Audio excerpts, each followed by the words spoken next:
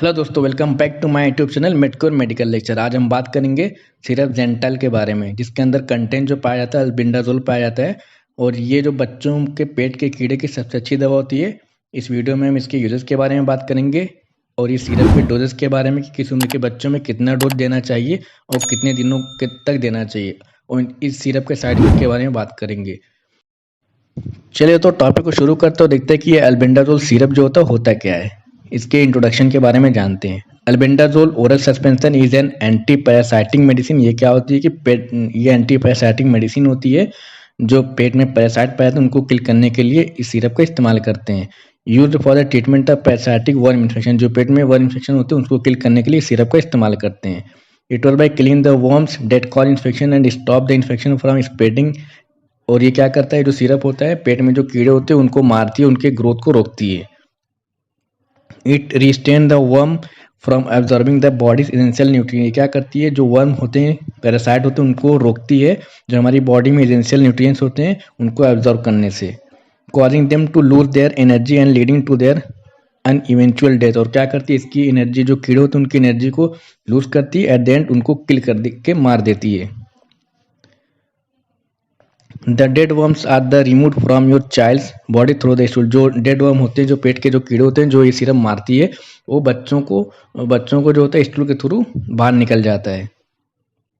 दोस्तों, ये जो सिरप होती है इसके अंदर जो कंटेंट पाया जाता है वो अल्बेंडाजोल पाया जाता है, और इसके ईच 5 ml कंटेंट में जो होता है 200 mg अल्बेंडाजोल पाया जाता है। आप स्क्रीन पे देख सकते हैं। और इसको इस सिरप को देने के लिए हमें अच्छे से सिरप को शेक करना चाहिए और देने के बाद उसको टाइट पैक कर देना चाहिए।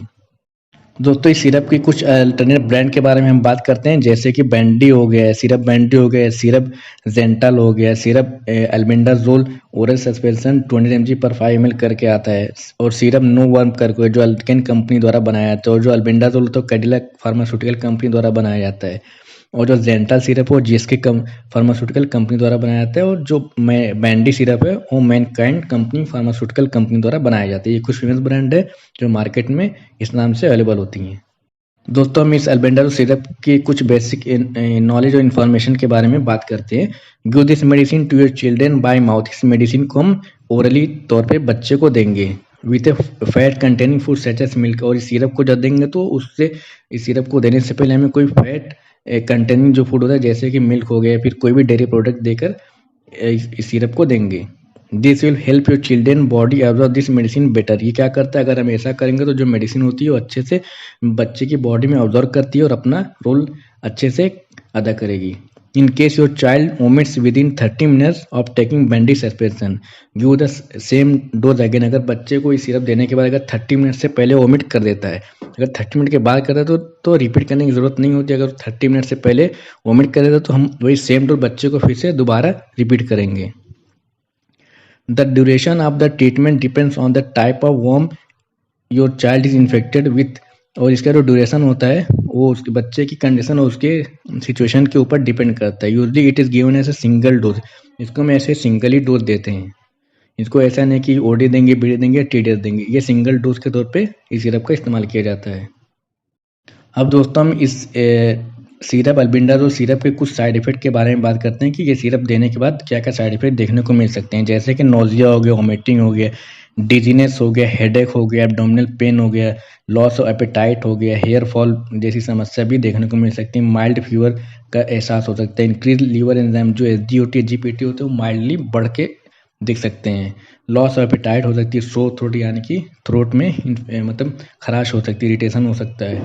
Are some of the common a temporary side effect of this medicine, यानी कि कॉमन और टेम्पररी होते हैं, कुछ टाइम के बाद ये सिम्टम जो साइड इफेक्ट होते हैं देखने को मिलते हो भी चले जाते हैं।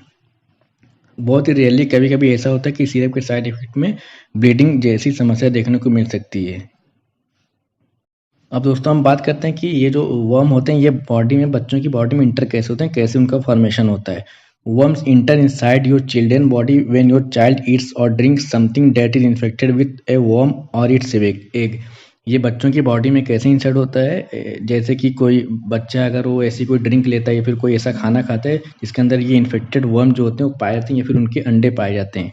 Once inside the body, these worms get attached to the inner walls of the intestine। अगर एक बार ये बच्चे की बॉडी में चला जाता है तो जो इंटेस्टाइन होती है उसके जो वाल होती है उस पर जाके अटैच्ड हो जाते हैं और फिर अपनी रैपिडली ग्रोथ करते हैं। और इसके बाद क्या करते हैं कि वो इंटेस्टाइन के अलावा बॉडी के कई सारे आर्गन में भी वो ट्रांसफर हो सकते हैं।